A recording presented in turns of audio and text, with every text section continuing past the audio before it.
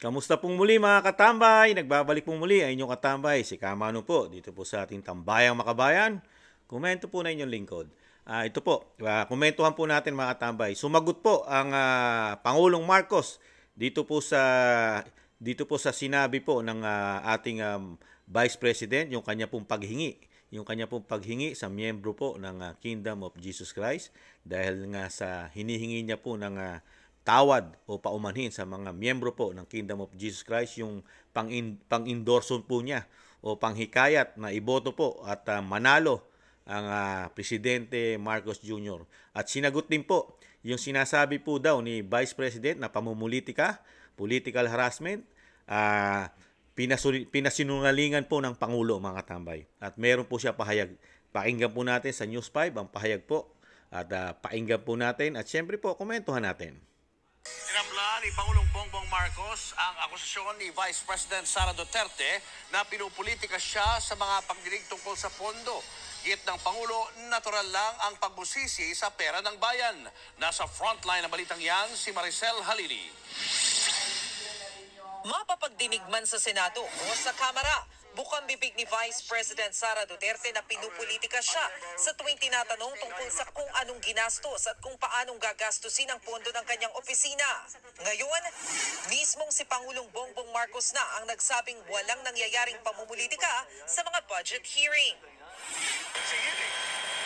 There's no politics in it. We do it every year. We do it with the same department. We do it. That process is well established and it has nothing to do with politics. Kabilang si Yan Act po. Teachers Party List. Huwag na po natin na ituloy dahil ang magsasalita lang naman ay ang convicted ng Makabayan Block, Representative Franz Castro. Convicted po yan ng child abuse. Pero tinututukan po ng media yan. Tama po yung may tama po yung sinabi ng Pangulo. Kaya lang, hindi po tatama yun. Kung ang gagawin nyo lang po na pagbusisi sa budget, yung kay Vice President Sara Duterte. Di po ba? Dahil kung totoo ang sinasabi nyo na karapatan ng bawat ahensya, lalo ng Kamara, na busisiin ang budget ng mga taong gobyerno, lalo ang sinasabing halal ng bayan. Lalo siyempre po kayo, Mr. President, kung talagang totoo ang inyong pinagsasabi sa taong bayan, mas paniniwalaan po ng taong bayan kung nakikita po magmula po sa inyo, Commander-in-Chief, binubusisi rin po ng Kamara sa pangunguna po ng convicted na si Franz Castro, yung convicted po ng child abuse. Di po ba?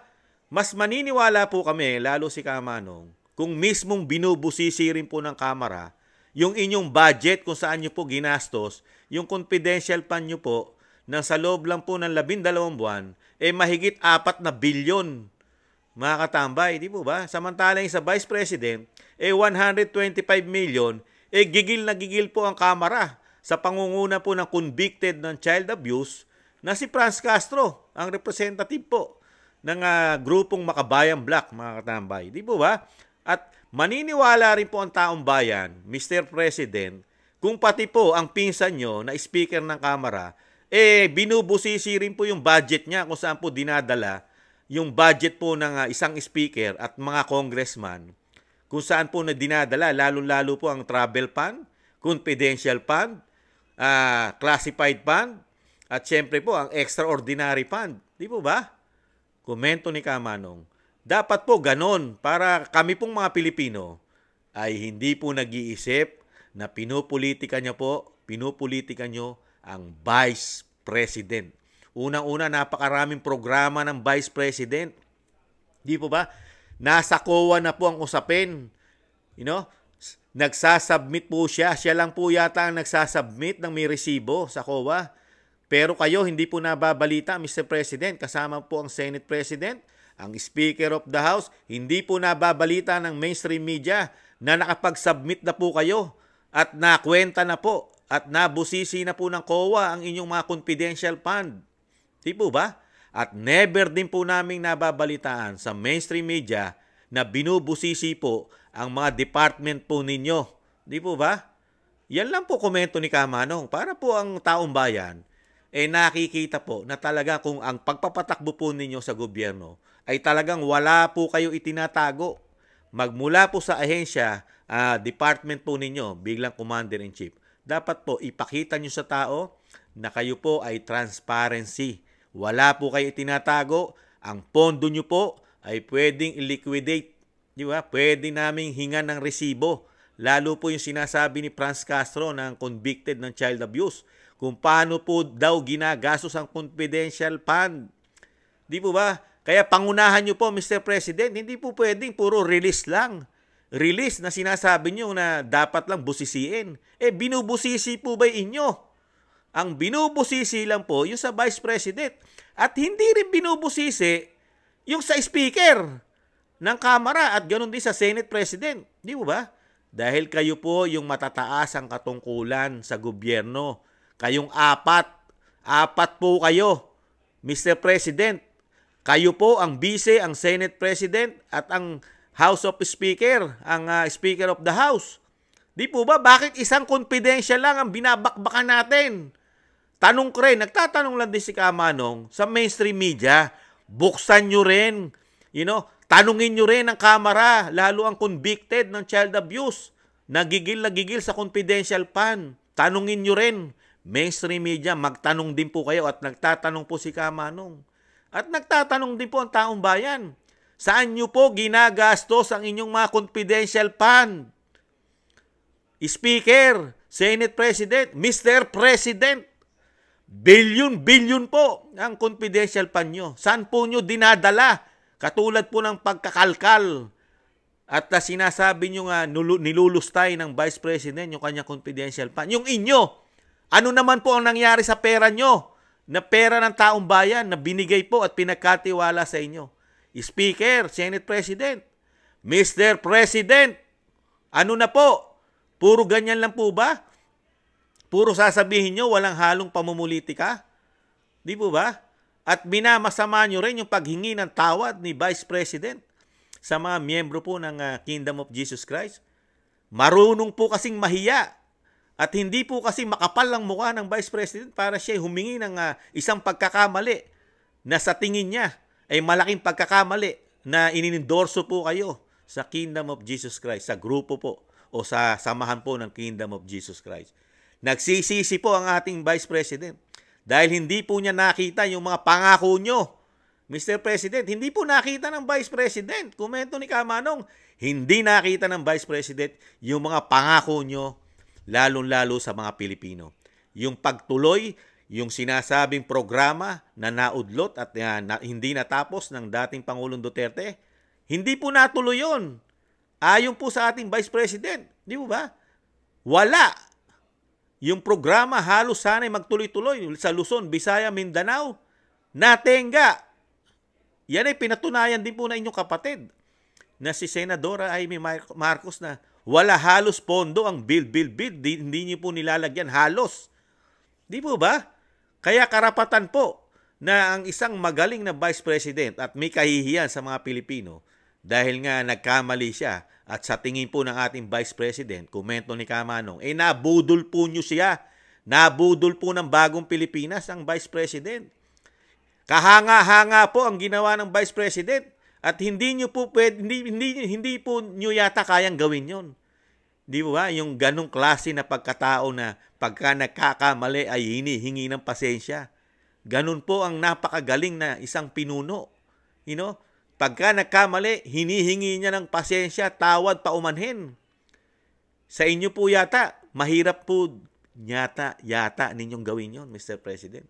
Wala po yata sa hinagas po ninyo yon na hingi ng tawad ang mga pagkakamali na nagawa po ninyo. Mas maganda na po, mas pabor na po at hinahangaan ni Kamanong ang isang Vice President na marunong tumanggap ng pagkakamali. Kahanga-hanga po ito sa isang leader. Di ba?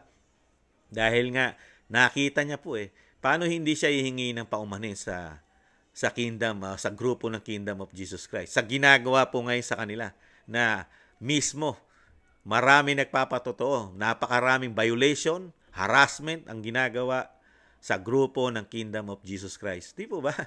Kaya direkta, nung nagkaroon po ng selebrasyon, I think 39 years celebration ng Kingdom of Jesus Christ, hindi na nag-atubili. Sinamantala na ng ating Vice President ang kanyang taus-pusong paghingi ng tawad, pasensya, kapatawaran dahil yung kanyang tao na sinamahan ay hindi pala marunong sumunod sa kanyang mga pangako at yung kanyang walang isang salita.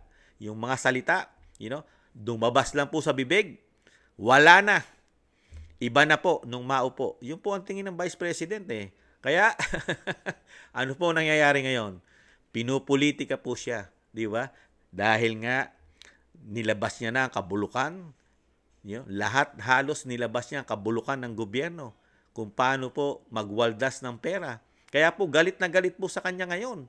Lalo-lalo na yung worse and rotten na konstitusyon ng Kamara, di ba? Ito po yung worse and rotten, pinakabulok. Ayon po ito kay SAS at kay dating Pangulong Duterte, napakabulok, mga katambay.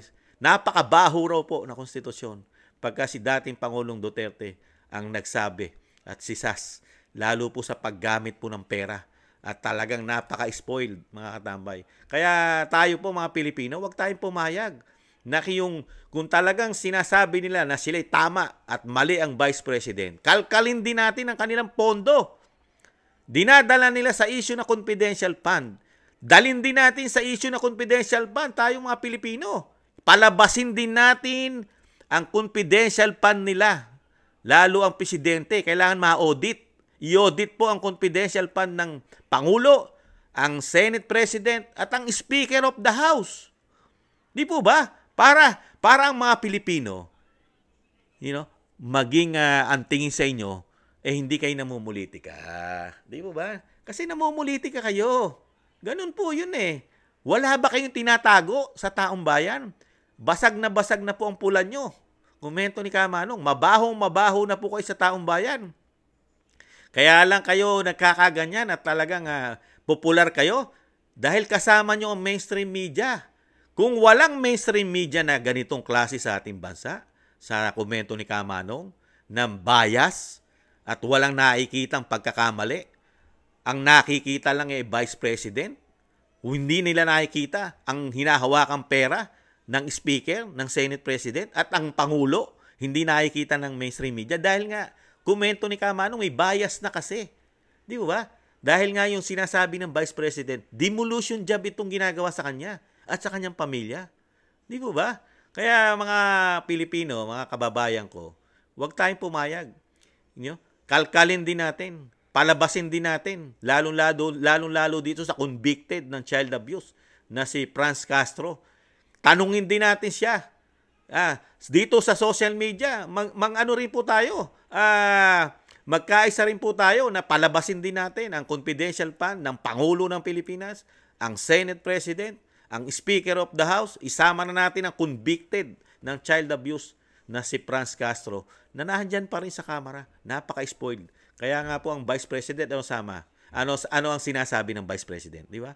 Nagsama-sama na ang Makabayan, Romualdez, at Marcos, mga katambay. Nakakalungkot lang. Huwag tayong pumayag.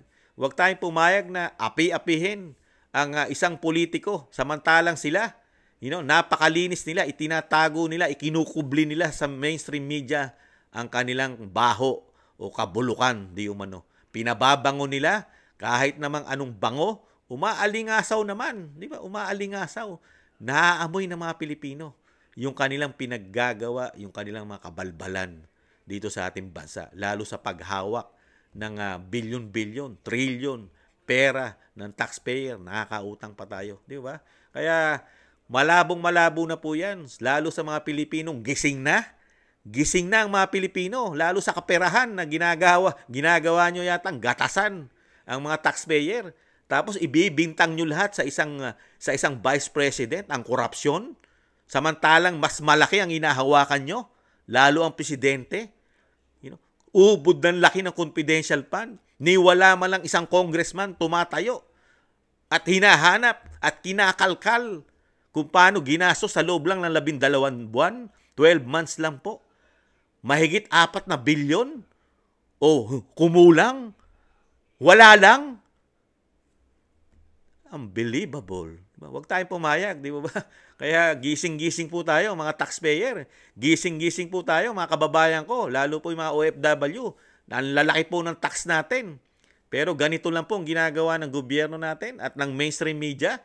Isang tao lang, 125 million, ikumpara mo sa billion-billion na wala silang ino-audit dahil nga pamumulitika. Muli po, si Katambay Manong, maraming salamat po. At nakakalungkot po. Talagang napakasakit na tanggapin na ganitong klase ang ating gobyerno. Talagang politika, walang pag-asenso talaga ang ating bansa sa mga ganitong klaseng uri ng mga politiko sa ating bansa. Sana mabago ito. Mabago sana ito. Pag naging presidente ang ating vice president, baguhin po sana itong sistema ito. Itong pinakabulok at raten na konstitusyon, mabago po sana ito. Sana maano po ito. Kung maging presidente ang vice president, sana i-push niya po ito. Itong pinakabulok at raten na konstitusyon. Nang mabawasan o talagang mawala ang korupsyon dito po sa mga ahensya na ito, mga katambay. Nakakalungkot lang po. Hindi po galing kay Kamanong yan. Galing po yan kay SAS at kay dating Pangulong Duterte na pinakabulok at rating na konstitusyon yan. At hinahamon pa ng open the book yan. Di ba? Open the book. Muli po si Katambay Manong. Maraming salamat po sa nakakagusto po ng ating maliit na channel, Tambayang Makabayan. Komento po na inyong lingkod. At sa mga nagla-like, share, and subscribe, maraming salamat po at sa mga nagko-comment. Sa muli po, paalam, ingatan nawa. Bye-bye.